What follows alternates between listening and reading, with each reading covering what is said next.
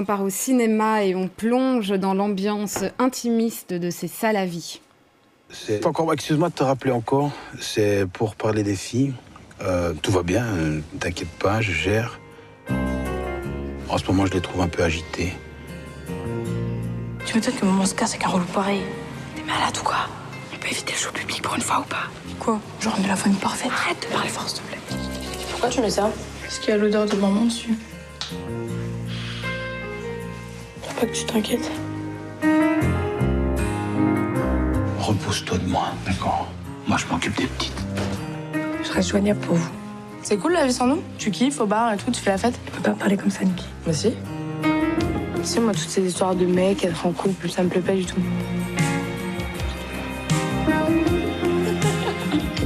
Tu peux pas te servir des filles pour me faire culpabiliser. J'y arrive pas sans toi. Si je suis green, ça te fait quoi? Tu sais pas ce que t'es. Mais ta gueule, connard! C'est ça l'amour et non pas c'est ça la vie. Bonsoir, Bouli Lanner. C'est pourtant lapsus révélateur parce que j'ai pensé vraiment en voyant ce film, je me disais ça s'appelle C'est ça l'amour et c'est un très beau titre, mais j'avais presque envie moi de dire c'est ça la vie finalement. Le film colle très fort à la vie évidemment. Le film colle très fort à une réalité aussi. Puis le film parle du quotidien d'une famille, donc on est dans le quotidien, dans le concret, on est dans la vie et ça aurait pu s'appeler C'est ça la vie. Oui, et un quotidien très universel finalement, c'est ça sans doute qui crée aussi cette adhésion très forte oui, à ce film. Oui, je pense que le fait d'avoir aussi filmé une famille qui est dans la middle class, qui n'est pas dans une classe comme extrême, dans un quotidien normal, et de filmer l'intérieur de cette famille, toutes les relations amoureuses et de désamour parfois qui unit quand même cette famille, je crois que ça fait écho à beaucoup de familles, oui. Ouais, alors on va peut-être raconter quand même brièvement l'histoire, qui n'est finalement en soi pas si compliquée. Non, c'est l'histoire de Mario, que vous incarnez, qui est le papa de deux adolescentes, et sa femme le quitte, et le film commence plus ou moins comme ça. Et c'est vrai que quand vous parlez de sculpter une famille, il le sculpte par l'intérieur et par l'extérieur, mais aussi dans la maison, il y a à la fois le désordre familial et le désordre, un petit peu le chaos comme ça dans la maison. Et puis il y a ce personnage de Mario qui se retrouve un petit peu dépassé aussi face à... Il se retrouve seul, donc avec ses deux filles, un peu dépassé par ces deux filles qui, elles aussi, changent et sont bouleversées par l'adolescence, par les changements qu'elles vivent. Mario est totalement fragilisé par ce qui se passe, parce qu'il n'a pas un tissu social très dense, on ne le voit pas évoluer dans d'autres cercles que le cercle familial. Donc pour lui, quand sa femme s'en va, ce qui n'est pas très clair, parce qu'elle n'est pas très claire non plus, il pense toujours qu'elle va revenir, c'est une espèce de parenthèse, c'est annoncé comme ça. Mario se retrouve dans une famille fissurée, c'est toute sa vie qui se fissure.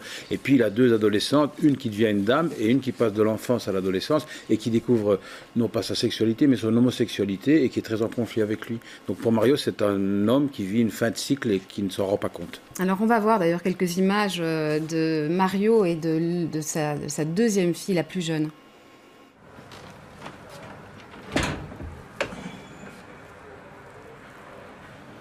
Je me suis mal pris. Je suis désolé. Fume pas, s'il te plaît.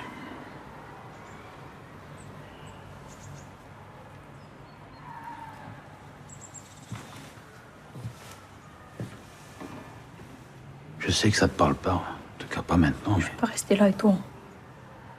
Je vais pas rester ici. Tu veux partir? Mais tu vas aller où? Je m'en fous. N'importe où. Mais je veux plus être avec toi. Maman va venir me chercher. Je comprends que ça te fasse pas plaisir, mais tu vas devoir vivre avec moi pendant un moment encore. C'est comme ça, t'as pas le choix. Pas pour le moment, en tout cas. Voilà, encore un extrait de C'est ça l'amour. Très dur cette scène, très dure cette relation avec ses filles. Et au fond, Mario reste là. Oui, non, ce que je voulais vous demander, est-ce que Mario, finalement, est un personnage qui est proche de vous? Par certains aspects, oui, Mario est un personnage qui a de l'empathie. Moi, j'ai beaucoup d'empathie, j'ai beaucoup d'écoute, j'aime bien écouter des histoires. Pour le reste, je ne suis pas papa, mais j'ai pu aller puiser dans un potentiel de paternité qui n'a pas encore été exploité pour pouvoir le mettre au service du film. Et Claire, enfin, c'est ce qu'elle dit, hein, ça c'est pas moi, a retrouvé quelque chose qui était proche de son père dans quelque chose d'enfantin encore aussi dans mon regard. Donc je suis un homme, mais encore aussi un enfant. Ouais. Ce qu'est Mario. Et c'est vrai que d'ailleurs, ça transparaît aussi un peu dans cette scène-là. C'est un personnage qui vous habite encore, qui vous a marqué.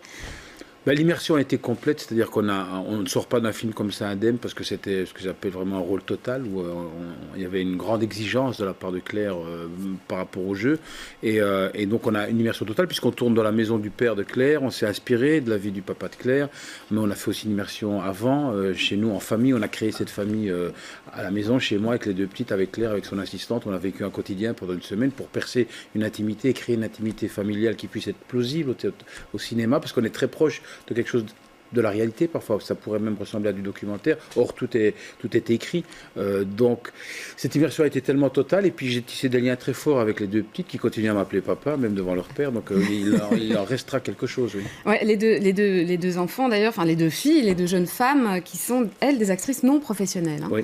Comme la plupart des acteurs du film et des actrices du film. C'est un rapport particulier sur un tournage, ça? Non, je pense que de toute façon, la définition professionnelle, non professionnelle ne tient finalement qu'au fait d'avoir déjà eu un contrat ou pas. La seule chose qui est différente, c'est qu'elles ne connaissent pas encore bien le protocole du plateau et qu'au début, il faut être un petit peu attentif à ça et donc être moi dans un rôle de père, puisque j'étais aussi le papa de cinéma, puisque je leur expliquais ce qui se passait, que les gens les regardaient, mais pas pour les juger, parce qu'ils les regardaient pour des raisons techniques, enfin expliquer le protocole, puis très vite à cet âge-là, évidemment, elles l'ont assimilé, elles sont passées de comédiennes non professionnelles à maintenant comédiennes professionnelles. Ouais, en tout cas, elles ont parfaitement et formidablement rempli la mission. Alors là, on parlait de vous comme comédien et comme artiste, on vous connaît aussi comme citoyen engagé. Exemple. On vit une époque formidable. Vous êtes 15 000 à avoir séché les cours et été manifestés à Bruxelles pour demander un changement radical de politique d'un point de vue environnemental. Et la réponse de la ministre de l'Énergie à vos demandes, c'est de vous dire que c'est pas bien de manifester, que c'est mieux de rester à l'école et d'attendre de recevoir les brochures qu'elle a éditées dans lesquelles elle explique ce qu'elle a fait de vraiment bien pour le climat. Et là, on apprend qu'elle a pris une décision, un jour on saura peut-être laquelle, et puis qu'elle a engagé des coachs climat pour vous expliquer ce que c'est le réchauffement climatique, pour pouvoir vous expliquer comment, à titre personnel, émettre moins de CO2. Alors on vous connaît aussi, Bouli Lanners, et là on est assez loin de Mario finalement. Hein. On vous connaît mais aussi en même temps pas tellement parce que je reste dans un rôle de papa. Parce que je n'ai pas d'enfant, je pourrais me foutre de ce qui se passe. Ouais, de papa simplement... pour tous ces milliers de jeunes qui manifestent le jeudi. Oui, je me sens responsable de ce qui se passe, je me sens responsable parce que je suis un acteur de cette société-ci. Je bénéficie moi aussi de l'électricité, de toutes les choses qui polluent, qui ont impacté la planète. Donc je suis responsable de ce qui se passe. Donc il est important pour moi aussi de m'impliquer là-dedans. Ça fait partie de mon intime conviction. Ouais, ça fait partie de vous en tant que citoyen, aussi en tant qu'artiste. Vous trouvez que les artistes ont un rôle à jouer aussi dans la société? Oui, enfin, ça, chacun trouver sa voie. Il n'y a pas de corporation pour moi. Chaque citoyen a un rôle à jouer. Maintenant, il y en a qui se détachent plus de ça que d'autres choses, c'est pas très grave. Moi, en tout cas, j'ai toujours eu ce rapport très particulier à l'écologie depuis tout petit, sauf que quand j'avais 15 ans, ce que je disais n'avait aucun impact. Aujourd'hui, je peux me servir d'une forme de notoriété pour diffuser une parole qui n'est pas juste une parole de solitaire. Je travaille avec des militants, avec des ingénieurs, avec des économistes, avec des chiffres qui me sont donnés aussi, comme on donne des chiffres à une ministre qui ne connaît rien en énergie avant de commencer au ministère. Donc je fonctionne de la même façon. Donc pour moi c'est important de pouvoir lier les deux. Maintenant je comprends que pour certains artistes ce soit plus délicat de s'engager comme ça, parce que quand on s'engage dans une cause citoyenne qui impacte la vie des gens, on se fait des ennemis et c'est très contre-productif pour la notoriété artistique. Merci Bouli Lanners en tout cas d'être venu nous partager avec nous à la fois vos engagements et aussi votre rôle dans ce film. C'est ça l'amour, et donc ça sort au cinéma ce mercredi.